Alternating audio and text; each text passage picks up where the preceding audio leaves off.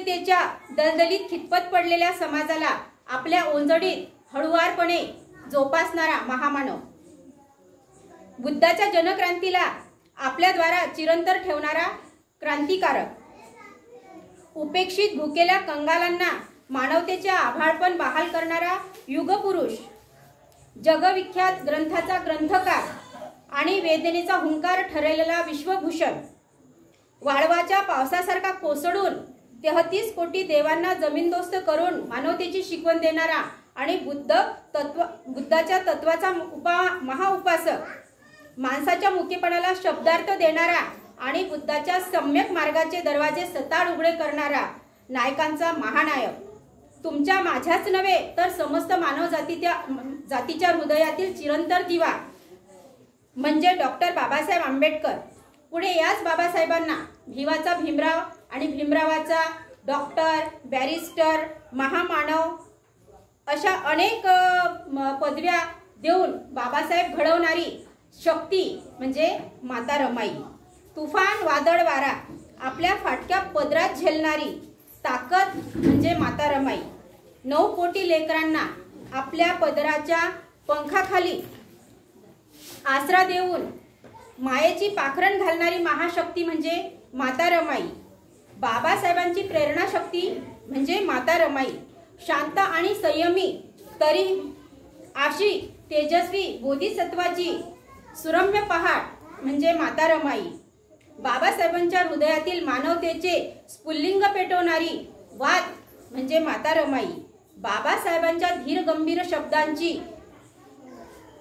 निखारा म्हणजे माता रमाई, 9 कोटी लेकरांसाठी उपासमार सहन करून आपल्या देहाची चाळणी करून घेणारी त्यागाची मूर्ती म्हणजे माता रमाई, बुद्धाच्या प्रज्ञाशील करुणेची मूर्तिमंत उदाहरण म्हणजे माता रमाई आणि विश्वभूषण डॉक्टर बाबासाहेब आंबेडकर सारख्या महासूर्याची प्रज्ञासूर्याची सावली म्हणजे माता रमाई। बघा, आपल्या समोर आज आपण माता रमाई बद्दल म्हणजे कितीही त्यांना मोठमोठ्या पदव्या उपाध्या देऊन आपण जर त्यांचं गुण गौरव केलं तरी त्यांच्यासाठी ते कमीच आहे, कारण की त्यांचं कार्यकर्तृत्वच इतकं आहे की त्यांचं कार्यकर्तृत्व आपण वाचतो, लिहितो, ऐकतो तेव्हा आपोआप आपल्या डोळ्यांमधून आसवांच्या धारा लागतात, इतकं माताईचं रमाईचं कर्तृत्व हे आपल्या समाजासाठी त्यांनी आपल्या देहाची चाळणी सुद्धा केलेली आहे, आपण बघितलेलंच आहे। म्हणतात ना, लहानपणी कुणाचेही मायबाप मरू नये, आई वडील मेले म्हणजे ते लहान मूल एखाद्या वावटळात सापडल्या पतंगासारखी त्याची अवस्था होत असते आणि अशीच अवस्था आपल्या रमाईची झाली होती, कारण की लहान असतानाच आई आणि वडील दोघांचे पण छत्र हरवले, आधी आई जाते, काही महिन्यानंतर वडील जातात, आई स्वतः म्हणजे आईला आजार असतो, कारण की म्हणजे एक तर गरिबीमध्ये लहान लहान मुलांचं संगोपन करताना किंवा बाळांपणांमध्ये 3-3, 4-4 मुलं झाल्यामुळे पूर्ण शरीराची म्हणजे जेवढी ताकद पाहिजे ती भरून निघालेली नसते झीज, आणि त्यात लहान लहान मुलांना त्यांचं पालन पोषण करताना जी तारांबळ होते आणि आपल्याला माहित आहे की आपल्या समाजाची परिस्थिती तेव्हा कशी होती, तशा परिस्थितीत कामं नाही, शिक्षण नाही, कुठला काही व्यवसाय नाही आणि जे काही मिळेल उपाशी तापाशी राहून किंवा शिळं पाकं खाऊन त्या माऊलीने आपली जी दिनचर्या होती त्या रमाईच्या आईची, त्याच्यामुळे त्या अतिशय खंगलेल्या अवस्थेत लहानपणीच आपल्या मुलांना सोडून जातात। तेव्हा रमाई 5-6 वर्षाची असते आणि रमाईला मोठी बहीण असते अक्का नावाची, तिचं लग्न झालेलं असते, एक बहीण असते गौरा आणि तिचा भाऊ असतो एक शंकर। या सगळ्या परिवाराचं जेव्हा आई सांगते की रमा माझं काही खरं नाही, मी आता राहील की नाही राहील, पण एवढ्या सर्व मुलांची आता तुझ्या भावंडाची जबाबदारी तुझ्यावर आहे, तेव्हा रमाईला असं वाटते आता तू कुठं जाणार आहे, कारण की तिला एवढं कळत नसते की माझी आई आता थकलेली आहे, माझ्या आईचं शरीर कृत झालेलं आहे आणि माझी आई आता जगाचा निरोप घेऊन आपल्याला सोडून जाणार आहे। तर रमाई म्हणते आई तू कुठं जाणार आहे, तर तिची आई तिला समजून सांगते की बाबू माझ्या तब्येतीची काही आता म्हणजे खरं नाही आहे, त्याच्यामुळे तू आता हे तुझे जे 2 लहान भावंड आहे यांचा पूर्ण तुलाच त्यांचा सांभाळ करणं आहे आणि तुझ्या वडिलांना सुद्धा त्यांचा सुद्धा तुला देखभाल करायची आहे। आई तर खंगलेली होतीच, पण पाठोपाठ वडील सुद्धा दाभोळच्या बंदरावर मच्छी पाठीवर घेऊन जाण्याच्या टोपलीचा जो त्यांचा व्यवसाय होता टोपल्या नेण्याचा, त्यामध्येच त्यांची पण तब्येत खूप खालावलेली असते आणि त्यांना सुद्धा छातीचं एक दुखणं जडलेलं असते. अशा परिस्थितीमध्ये रमाईच्या डोक्यावर म्हणजे दुःखाचे डोंगर कोसळतात. पहिल्यांदा आई जाते, आई जबाबदारी आपल्या भावंडाची आणि वडिलांची रमाईवर टाकून जाते आणि ते गेल्यानंतर काही महिन्यातच भिकू धोत्रे जे रमाईचे वडील असतात त्यांच्यावर सुद्धा खूप मोठं संकट येते आणि ते पण आपल्या पत्नीच्या जाण्यामुळे ते पण खूप हवालदिल होतात आणि ते पण स्वतःचा धीर सोडून देतात आणि ते पण काही दिवसांनी मुलांना सोडून देतात. जाताना ते पण रमाईवर जबाबदारी देतात की बाई तुझ्या आईने माझी आणि मुलांची तुझ्यावर जबाबदारी टाकलेली होती, पण आता मी सुद्धा या जगाचा निरोप घेताना तुला तुझ्या भावांचं आई पण व्हायचं आणि तुला बहीण पण म्हणून त्यांचं आयुष्य पुढे चांगल्या प्रकारे संगोपन करायचं आहे. तर रमाई तेव्हा बाबांना सांगते की हो बाबा तुम्ही काही टेन्शन घेऊ नका. आणि अशा परिस्थितीत रमाई जशी जशी दिवस जातात तसं तसं रमाईला ते म्हणजे एक दुःख नाही होत तर दुसऱ्या दुःखाची झड रमाईवर येते. आई जाते, वडील जातात आणि अशा परिस्थितीत बघा आता त्या छोट्या मुलीने काय करावं, किती मोठं संकट. म्हणजे आई वडील जाणं हे दुःख जगातलं सर्वात मोठं दुःख कुठलं असेल तर आई वडील नसणं. आणि अशा परिस्थितीत ती मुलगी हवाल होते, एक छोटीशी मुलगी 5-6 वर्षाची हवालदिल होते आणि खसते, खंगून जाते, पण तरीही नंतर आपल्या भावांच्या चेहऱ्याकडे पाहते आणि आणखी ती खंबीरपणे उठून उभी राहते की नाही माझ्या भावांसाठी, माझ्या बहिणीसाठी मला जगायचं आहे. मी जर स्वतः अशी खसली तर माझ्या आई वडिलांना मी वचन दिलं मरताना की मी भावांचं संगोपन करेल म्हणून. आणि ती बिचारी एवढी छोटीशी पोरगी स्वतःतलं ते बालपण मारून टाकते आणि स्वतः एक समजदार अशी मुलगी घरात होते आणि आपल्या भावा बहिणीचे ते तर बहीण आई तर होतेच सुद्धा त्यांचं म्हणजे एक संगोपन करणारी ती एक घरातली सर्वात जबाबदार व्यक्ती पण होते. असं करता करता रमाईचं बालपण कुठं जाते तर तिला समजतच नाही. त्याच्यानंतर तिचे मामा वगैरे येतात. आई वडील गेल्यामुळे त्या गावामध्ये त्यांचं कोणीच राहत नाही. मग तिथून मामा मुंबईला असतात, काका पण मुंबईला असतात, तिथून येतात आणि ते रमाईला सोबत तिच्या भावंडासोबत घेऊन जातात. मग ती तिथं परळच्या चाळीमध्ये भायखेड्याच्या इथं ते राहायला लागते. रमाई लहान असल्यामुळेच पण लहान होती पण तरी पण तिच्यामध्ये बघा गुण किती होते. लहानपणी आई वडील वारले त्याच्यानंतर तिने स्वतःमध्ये एक म्हणजे स्वतःचाच एक आत्मविश्वास निर्माण केला की नाही मला माझ्या भावांसाठी जगायचं आहे म्हणून. म्हणजे एवढंसं लहान मुलं आता 5-6 वर्षाचं लेकरू जर म्हटलं तर त्याला काय समजते, त्यांचे खेळाबागड्याचे दिवस असतात, परंतु एवढी मोठी जबाबदारी ती स्वीकारते. त्याच्यानंतर मामाच्या काकाच्या घरी राहत असताना सुद्धा ती असं नाही बघत की बा मी आता लहान आहे म्हणून मी खेळू दे हे करू दे. ती घरातले सर्व कामं चिमूटपणे करते कारण की आपल्याला कोणाच्या तरी घरी राहायचं आहे तर पोटात घुसून आपण राहिलं पाहिजे कारण की आपलं ओझं त्यांना होता कामा नये. आपले 2-2 भाऊ पण आहे, आपण पण आहे, म्हणून ती मामीला काकीला पूर्ण कामं वगैरे करू लागते. अशा त्याच्यात त्या पिरियडमध्ये म्हणजे बालविवाहाची प्रथा असते आणि बालविवाहाची प्रथा असल्यामुळे रमाईच्या लग्नाची तयारी चालू होऊन जाते. रमाईच्या लग्नासाठी शोधाशोध सुरू होऊन जाते आणि इकडे रामजी बाबा सुद्धा भिवा मॅट्रिक म्हणजे 9व्या वर्गात असतो. त्याच्यामुळे लहानपणीच लग्न करण्याची प्रथा असल्यामुळे भिवासाठी सुद्धा वर मुलगी शोधण्याचं काम चालू असते. आणि रामजी बाबांना माहीत पडते की बा परळच्या चाळीमध्ये अशी एक मुलगी आहे. ते तिथे येतात आणि त्यांची ते पटापटी होऊन जाते आणि ते रमाला आपली वधू म्हणून म्हणजे तयारी करतात लग्नाची. आणि रमाईचं लग्न होते बाबासाहेबांसोबत. बाबासाहेब 9व्या वर्गात असतात आणि रमाई 6-7-9 वर्षाची रमाई असते, 14-15 वर्षाचे बाबासाहेब असतात आणि त्यांचं लग्न तिथं परळच्या डबकचाळीमध्ये होते, भायखळ्याच्या मच्छी मार्केटमध्ये. आणि तिथून रमाईचं मग कशासाठी रामजी तिला पसंत करतात भिवासाठी की बाबा तिला आई वडील नसल्यामुळे ती एक पोरकं लेकरू आहे आणि आपल्या घरी जर आली तर खात्यापित्या घरामध्ये तिचं चांगलं संगोपनही होईल आणि तिला सगळी म्हणजे तिचा परिवार पण चांगला सुखी होईल. अशा परिस्थितीत रमाईचं लग्न होते. रमाई लग्न करून आपल्या सासरी जाते म्हणजे रामजी बाबांच्या इथं. नंतर घरी जाते तर तिथं बाबासाहेबांची म्हणजे बाबासाहेब म्हटलं भिवाची आत्या असते. आत्या काय आहे नाव सांगा? मीरा आत्या. बाबासाहेब भिवा, मीरा आत्या, नंतर आपली रामजी पिता यांच्यासोबत रमाईचा संसार चालू होऊन जातो. मग एवढीशी मुलगी पण चुणूक बघा किती, ती रामजी पित्याचं पण खूप चांगल्या प्रकारे म्हणजे काय म्हणतात त्याला सगळ्या गोष्टींनी त्यांच्यासाठी व्यवस्था करते. म्हणजे खाण्यापिण्यापासून झोपण्या उठण्यापासून बिस्तरा वगैरे टाकण्यापासून सगळ्या गोष्टी रमाई करते आणि सगळ्यांच्या मनात एक घर निर्माण करते. म्हणजे सगळ्यांच्या मनात तिच्याबद्दल एक आपुलकीची भावना निर्माण होते की एवढीशी छोटीशी मुलगी आहे पण बघा किती सर्वांना घेऊन चालते. मीरा आत्याचा तर जीव की प्राण होऊन जाते आपली रमाई. आणि असं करत असताना हसत खेळत सगळा संसार नेमनेटका चालू असतो. अशाच याच्यात बाबासाहेब मॅट्रिकची परीक्षा उत्तीर्ण होतात.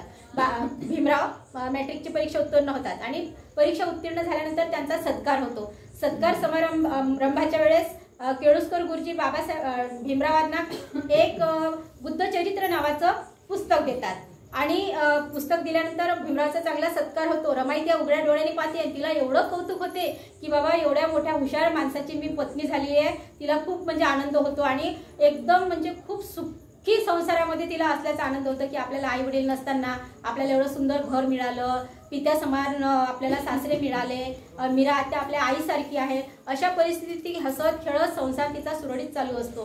पण बघा ना, म्हणजे माणसाला जेव्हा सुख मिळायला लागते तर आपण म्हणतो की एक दैव असं असते की ते माणसाला सुख सुद्धा खाऊ देत नाही. दुःखाची म्हणजे घटका अशी असते की दुःखाचा दिवस जाता जाता संपत नाही, पण सुख आलं तर ते खाऊ देत नाही. असंच रमाईचा सुखी संसार चालू असतानाच 1913 मध्ये 1912 मध्ये रमाईला पुत्ररत्नाची प्राप्ती होते, म्हणजे यशवंतराव आंबेडकरांचा जन्म होतो आणि मुलगा झाल्यामुळे पूर्ण घरामध्ये खूप सुखाचं वातावरण असते. अशा सुखाच्या वातावरणात रमाई आपलं म्हणजे सगळं दुःख विसरून जाते. आपले आई वडील या आपल्याला किती लहानपणी यातना झाल्या हे सगळं विसरून जाते आणि खूप छानपैकी आपल्या संसारात रमत असते. आणि अशाच परिस्थितीत 1913 मध्ये 12 मध्ये मुलगा होतो आणि बाबासाहेब त्याच पिरियडमध्ये BA ची परीक्षा पास होतात. परीक्षा पास होते म्हणजे दुग्ध शर्करा योग बघा. बाबासाहेब एकीकडे BA पास होतात, एकीकडे मुलगा होतो आणि म्हणजे एका खुशीमध्ये डबल खुशी होते. परंतु नंतर मग अशाच वेळेस काही दिवसातच रामजी पित्याचा मृत्यू होतो आणि इथून रमाईच्या जीवनाला एकदम कलाटणी बसते. कारण की घरातला जो काही पूर्ण जो परिवाराचा जो ओझं असतो ते सर्व आपल्या रामजी पिता कसं तरी सांभाळून पूर्ण घरातलं कामकाज हे ते सगळं खर्च कसं करायचं काय करायचं रामजी पित्यावर सगळी जबाबदारी असल्यामुळे ते घरात कोणालाच त्या गोष्टीची म्हणजे हे सुद्धा आज पण नाही देत की बा आम्हाला घरामध्ये कसा घराचा प्रपंच चालवावा लागतो म्हणून. आणि रमाईला तर काहीच घेणं देणं नसते. रमाईला फक्त सगळ्यांचं पाहायचं देखायची सगळी व्यवस्था करायची आणि आपल्या बाळाकडे लक्ष द्यायचं. अशाच पिरियडमध्ये बाबासाहेब म्हणजे जो भीमराव असतो तो रमाईला सांगतो की हे बघ मला आता शिक्षण माझं इच्छा झाल्यानंतर मला विदेशात शिक्षणासाठी जायचं आहे तर तू शिकलं पाहिजे. म्हणजे बाबासाहेब महिलांसाठी काम करणारच म्हणजे करतातच, पण सर्वात आधी सुरुवात कुठून करायची तर आपल्या स्वतःच्या परिवारातून सुरुवात करायची. म्हणून म्हणजे भीमराव रमाईला म्हणतात की रामू तुला वाचता लिहिता आलं पाहिजे. परंतु तेव्हा रमाईला शिक्षणाचं एवढं महत्त्व नसते. मग रमाई म्हणते तुम्ही तर एवढं शिकतात, तुम्ही एवढं शिकल्यानंतर मला शिक्षणाची काय गरज. मग भीमराव तिला समजावून सांगतात की बघ मी जेव्हा विदेशामध्ये जाईल तेव्हा मी तुला तिथून पत्र पाठवेल तर मग ते तू पत्र लोकांकडून वाचून घेशील काय. मला असं वाटते की माझं पत्र तू स्वतः वाचलं पाहिजे आणि तू स्वतः मला पत्र सुद्धा लिहिलं पाहिजे. मग तरी पण रमाबाईची थोडीशी कुरबुर चालू असते शिक्षणाच्या बाबतीत. मग बाबासाहेब रमाईला महात्मा फुले आणि सावित्रीबाई फुलेंचं उदाहरण देतात की बघ सावित्रीबाई फुले अशिक्षित होत्या तरी सुद्धा महात्मा फुलेंनी सावित्रीबाईला शिकवलं. त्या अशिक्षित महिला साक्षर झाल्या आणि आपल्या भारताची पहिली मुख्याध्यापिका म्हणून त्या नावाजल्या आणि त्यांनी मुलींसाठी शाळा सुरू केली. मुली शिकायला लागल्या आणि बघ एक मुलगी शिकली तर ती आईकडे पण म्हणजे वडिलांच्या घरात पण प्रकाश पाडते आणि जिथं जाते लग्न करून त्या घरात सुद्धा प्रकाश पाडते. रमाईला हे गोष्ट पटते आणि रमाईला मग तेव्हा शिक्षणाचं महत्त्व कळायला लागते की नाही खरंच शिक्षण हे आपण घेतलंच पाहिजे. मग रमाई त्यांना म्हणतात भीमरावला म्हणतात की मला तुम्ही शिकवलं पाहिजे. म्हणजे मी बाहेर जाऊन काही शिकणार नाही, मला माहित आहे शाळेत गेलं की मास्तर मारतो म्हणून. तर बाबासाहेबांनी म्हणजे त्यांच्या दोघांच्या मध्ये संवाद पण खूप छान असायचे. त्याच्यानंतर बाबासाहेब रमाईला वाचा लिहायला शिकवतात.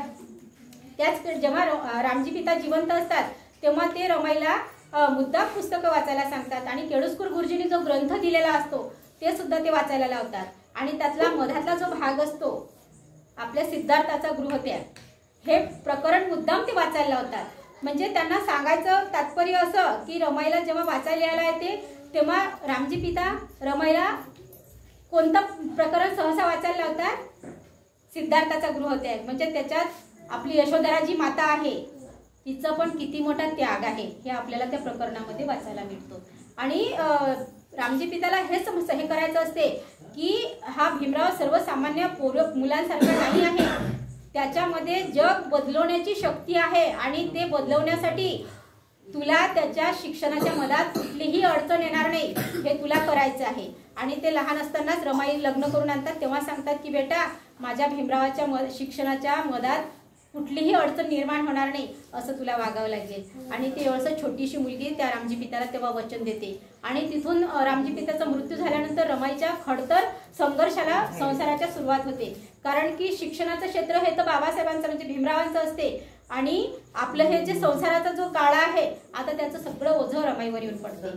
असं करता करता रमाई एक एक दिवस एक गुजारा करत राहते आपला कसा तरी.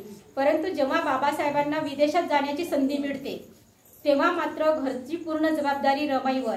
मग आता बाबासाहेबांना म्हणजे ते भीमराव शिक्षणासाठी परदेशात गेलेले आहे, घरी रमाई एकटी आहे, घरचा परिवार सुद्धा मोठा आहे. कारण की रामजी पिता जिवंत असतानाच ते रमाईचा जो भाऊ शंकर आणि गौरी बहीण असते यांना सुद्धा ते त्यांच्याकडे घेऊन येतात.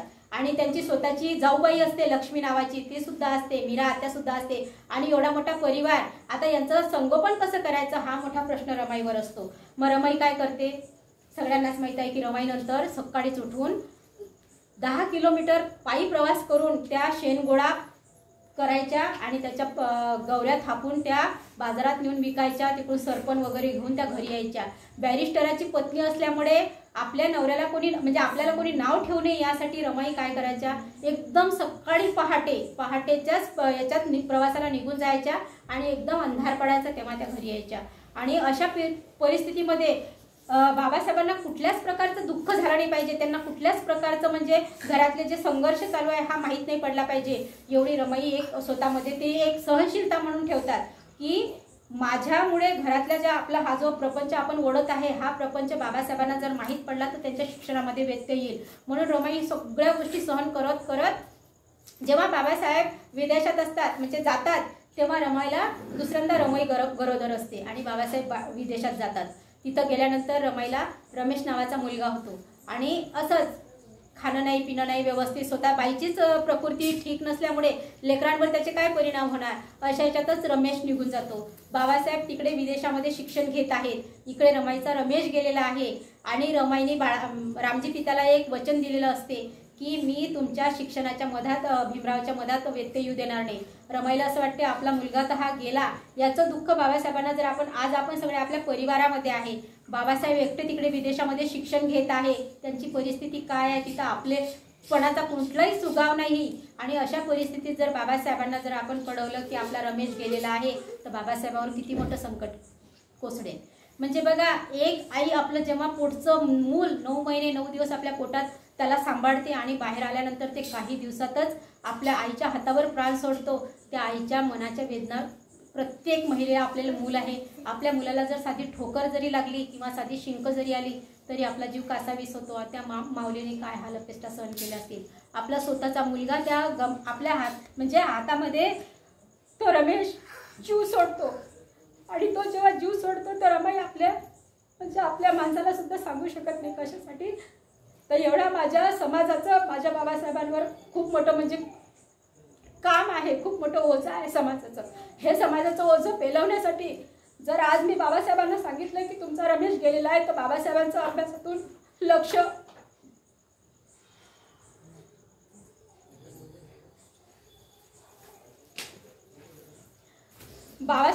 विचलित नाही झालं पाहिजे म्हणून रमाई बाबासाहेबांना सांगत सुद्धा नाही. खूप दिवसानंतर 2-4 महिन्यानंतर त्या बाबासाहेबांना कळवतात की बाबासाहेब आपला रमेश आपल्याला सोडून गेलेला आहे. बाबासाहेब हे ऐकतात, बाबासाहेबाच्या काळजाचे तुकडे तुकडे होतात. बाबासाहेब स्वतःला सांभाळतात आणि रमाईला पत्र लिहितात की रामू तू स्वतःला सांभाळ, मी इथं कशा परिस्थितीत आहे मला माहीत आहे, आपलं मूल आपल्याला सोडून गेलं, मला खूप वाईट वाटत आहे पण मी आता काहीच करू शकत नाही. कारण की मी हा समाजाचा जो म्हणजे गाळा उचललेला आहे, समाजाला माझा जो अस्पृश्य समाज आहे त्या समाजाला जर मला बाहेर काढायचं असेल तर आपल्याला आपल्या संसारात जे काही सुख असेल त्याचा आपल्याला त्याग हा करावाच लागणार आहे. अशा परिस्थितीत बाबासाहेब तिथं शिक्षण घेत असतात. इकडे रमाई म्हणजे पोटाला चिमटे देऊन ती आपला संसाराचा गाडा ओढत असते. अशा परिस्थितीत जेव्हा रमाईला हे सगळ्या वेदना स्वतःला सहन कराव्या लागतात, आपण नुसतं ऐकतो वाचतो बोलतो तरी आपल्या डोळ्यात अक्षरशः म्हणजे धारा व्हायला लागतात. त्या माऊलीवर काय बितलं असेल आपण कल्पना सुद्धा करत नाही.